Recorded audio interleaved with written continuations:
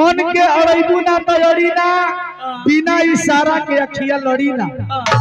प्यार बरियारी ना होला ए लाजो जी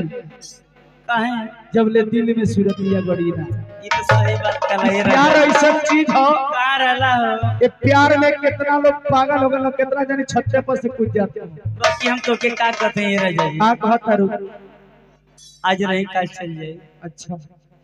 आज रही काल चल जाए हां खारी हां कर दो कि रुकबा आज के जाए के ना बा हम जात कहां हम तो रतिया भर तोर संग में रहब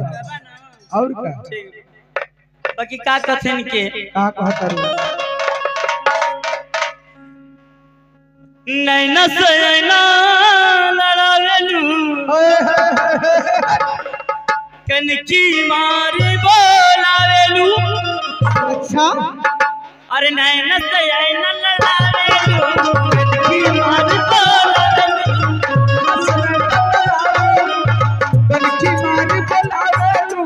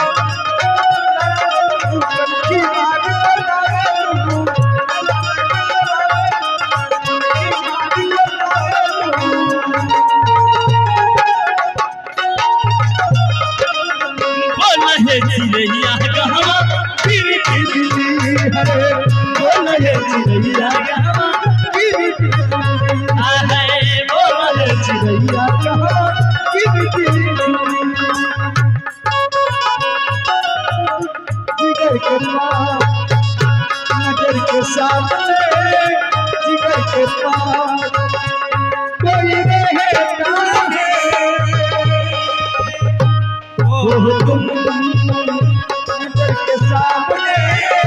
जिगर के पास नजर के सामने जिगर के पास बोलो ये चिड़ैया कहाँ गिरी है